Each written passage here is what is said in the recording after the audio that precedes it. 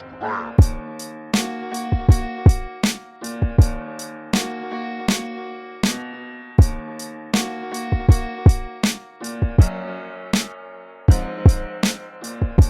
guys, Dean Chase here with another geometry lesson for you all. Let's get this thing started with a word of prayer. Dear Heavenly Father, I want to thank you for saving us, Lord. I want to thank you for all you do. I pray you'll bless us with a good day, be with my students, and thank you for all you do. In Jesus' name I pray, amen. Alright guys, so today, this is like literally really exciting because this is one of your first days of what you've heard about geometry. We're going to be doing some semi-proofs, and it's exciting. So let's get started. We're going to learn how to reason using properties from algebra. This is lesson 2.5, page 105. Okay, when you solve an equation, you use properties of real numbers. Segment lengths and angle measures are real numbers. So you can also use these properties to write logical arguments about geometric figures. So for your notebook today, we're going to learn the algebraic properties of equality. Let A, B, and C be real numbers. The first one you're going to learn is the addition property. If A equals B, then A plus C equals B plus C. What that is saying is you could add the same thing to each side of an equation and the equation stays true. Okay? Subtraction property, just the opposite of addition property. If A equals B, then A minus C equals B minus C. Multiplication property. If A equals B, then A times C equals B times C. So as long as you multiply each side of the equation by the same number, it's allowed. It stays true. And you've been doing that all along through algebra, so that shouldn't be a surprise. The division property of equality. If A equals B and C does not equal 0, that's important because you can't divide by 0, then A over C equals B over C. So as long as you divide by the same number on each side of an equation, it stays true.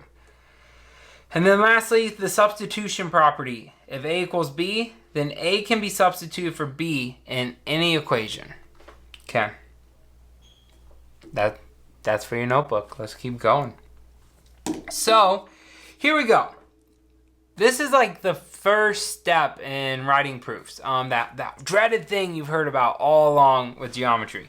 So, we're going to learn how to solve this with reasons for each step.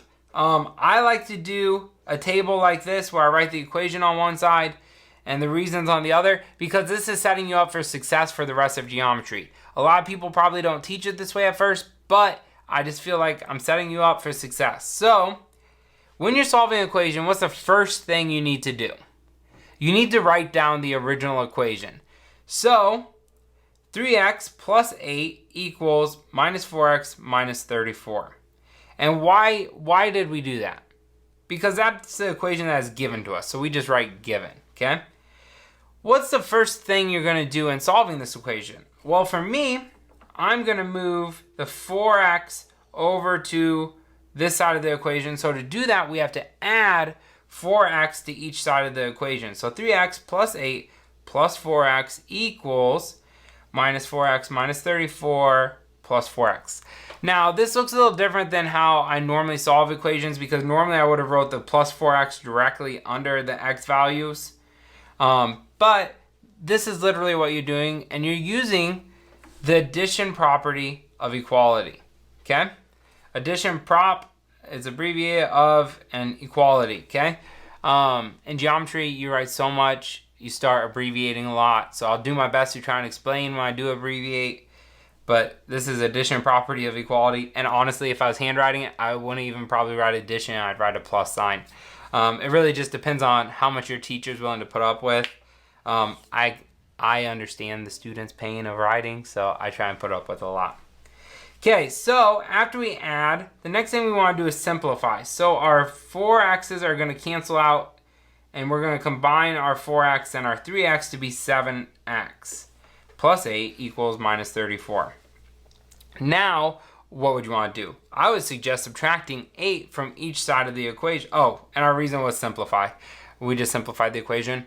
We traditionally aren't going to simplify in between each step, and I'll go over that in a few examples. But the next step is we're going to subtract 8 from each side. So 7x plus 8 minus 8 equals negative 34 minus 8. And that's the subtraction property of equality. It says that you could subtract the same thing from each side of the equation. And then we simplify it, of course. So we have 7x equals minus 42. And the reason for that was simplify. Now, to finish solving this off, we're going to divide by 7x minus 42. And we're going to be left with x equals negative 6. Okay, and the reason for that was the division property of equality. Okay, here's the deal. A lot of times, as you can see, I didn't write divided by 7. We just went to straight the answer, and that's okay. A lot of times, you don't need to do step by step by step. As long as you have the reasoning to how you got to the next step is okay. So, in reality, we could have lived without this, and we would have wrote the addition property of equality here instead. But for the first example, it's really nice to just show you kind of what is actually happening. Okay, for your notebook, another property we're learning today is the distributive property, which says a times parentheses b plus c is the same thing or equal to a times b plus a times c, where a, b, and c are all real numbers. Not bad. You guys know how to distribute. This isn't Algebra 1, you know what I'm saying? Let's keep going. So, example 2. Guess what? We're going to put our distributive property to work here. They want us to solve 60 equals negative 3 parentheses 8x minus 4. So what is the first step? I've talked about this in the last slide, so we'll do it again. The first step is to write out our original equation, and the reason for that is because it is given. Okay? Now, if you're going to solve this, which, by the way, there are 2 ways to solve this equation from the get-go. But we're going to use our new property, so I'm not going to do it the second way. The first thing we're going to do is distribute the negative 3 to 8x and the negative 3 to the negative 4.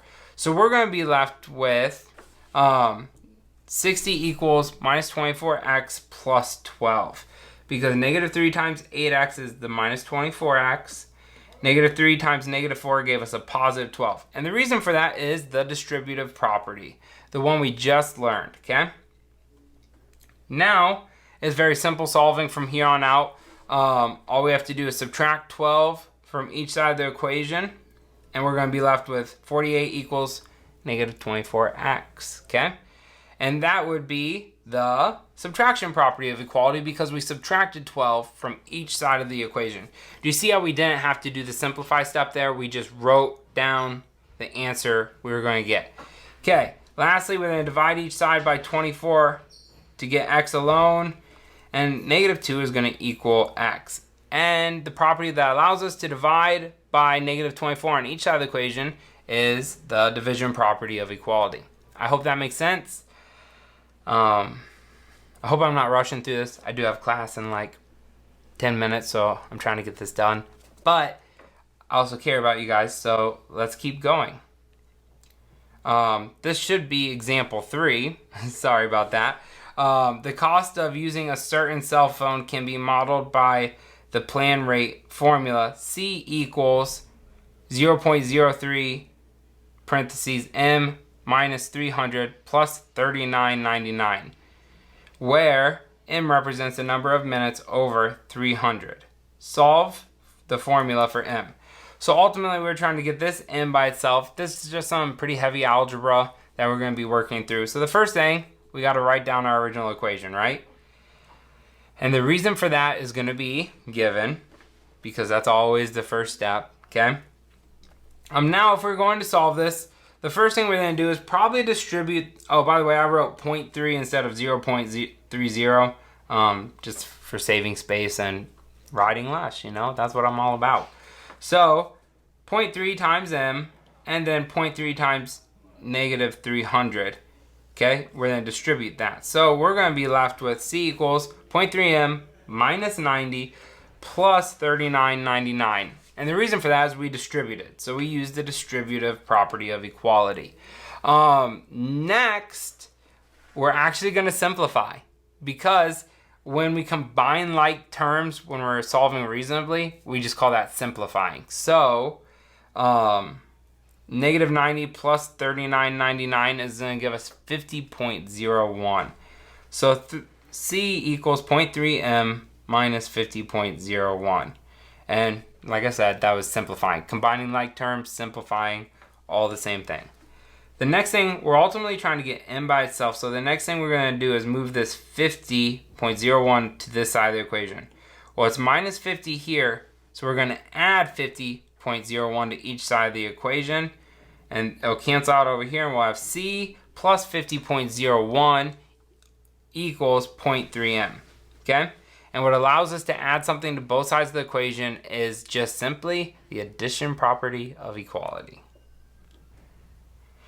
So we're almost done. The last thing we have to do here to finish this off to get m all by itself is divide each side by 0.3. So if we divide each side by 0.3, it's going to look like this. C plus 50.01 over 0.3 equals m. So, and the property we use for that is the division property of equality because we divided both sides of the equation. I hope that makes sense. We're just going to keep going on. It's going really good. I'm confident in this. Our next two examples are a little more difficult, so let's just keep carrying on. The following properties of equality are true for all real numbers. Segment lengths and angle measures are real numbers. So the properties of equality are true for segment lengths and angle measures. So the first property of equality we're going to use here is the reflexive property of equality. And that says for any real number a equals a. Same thing for segments. For any segment AB equals AB. And the same thing for angle. What this is saying is everything is equal to itself. And the way I like to remember reflexive, it's pretty close to reflective. So like if you're looking in the mirror, you're looking at an exact image of yourself. Okay? So reflexive property says anything is equal to itself, really. Symmetric property of equality. Real numbers. For any real number, a and b, if a equals b, then b equals a. So all that is saying is if you have two numbers, you can switch them. So, yeah. Kind of like substitution property, honestly. The segment lengths, for any segment, AB and CD, if AB equals CD, then CD also equals AB. And the same goes for angles. For any angle, A and B, if the measure of angle A equals the measure of angle B, then the opposite is true. The measure of angle B equals the measure of angle A. Okay. The last one is the transitive property of equality. This is a lot like the law of syllogism you guys have learned in the past. So for real numbers, for any real number, A, B, and C, if A equals B and B equals C, well then guess what? A also equals C. Do you see the law of syllogism there? That's pretty awesome. Okay, segment lengths. For any segment A, B, C, D, and E, F, if A, B equals C, D, and C, D equals E, F, then A, B equals E, F. And the same is true for angle measures. For any angle A, B, and C, if the measure of angle A equals the measure of angle B, and the measure of angle B equals the measure of angle C, then the measure of angle A equals the measure of angle C. Super repetitive reading this whole page, I'm sorry, but I just feel like that's my job, so I'm going to read it all to you anyways. So, example 4. The city is planning to add 2 stations between the beginning and end of a commuter train line. Use the information given. So, we're given that RT is congruent to SU because of these line markers. Tell us that RT is congruent to SU. And they want us to determine that RS is equal to TU. And there's a way we can do that logically. So that's what we're going to be working through together. Okay, so the first thing we're going to do is write down our given, which is RT is equal to SU. Okay? And the reason for that is just given. So that's the first step. Now we really have to start thinking here. And we're ultimately trying to prove that RS is equal to TU. And we know that RT is equal to SU. Well, we can see that they both share something in common. They both overlap at ST. So the first thing we're going to actually state is that ST is equal to ST. And the reason for that is the reflexive property of equality. Because anything is equal to itself. Well, now that we know that, we can actually use the subtraction property of equality to prove something really interesting. If we take RT minus ST and SU minus ST, they are still equal. So we're going to write that down. RT minus ST equals SU minus ST. Because we took our original given information and subtracted the same thing from each side. And the subtraction property of equality says that we're allowed to do that. Now, what we actually want to do is we want to define what RT minus ST equals and SU minus ST equals. So the first thing, RT minus ST will leave us with RS. So RT minus ST equals RS. Okay? And this is a little weird because we did subtraction, but the reason why is actually the segment addition postulate. Because there's no segment subtraction postulate, so we say segment addition postulate, which just strictly says two segments make up another segment. Okay? So we defined what RT minus ST equals, and now we're going to define what SU minus ST equals. SU minus ST will leave us with TU. So SU minus ST equals TU. Now, we got to say why we know that, and the reason why is also the segment addition postulate. Now that we know RT minus ST equals RS, we can literally take and plug in RS up into this equation, substitute it in, okay? And same thing for SU minus ST, which is right here, we know that equals TU, so we can plug it in right here. Sorry, that's a really sloppy sign. So what we can have is RS equals TU.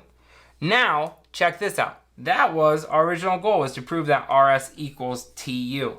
And the reason for that is the substitution property of equality. Okay, so I hope that makes sense. Example 5 is done a lot the same way, so I'm going to buzz through it. In the diagram, the measure of angle ABD equals the measure of angle CBE. Okay?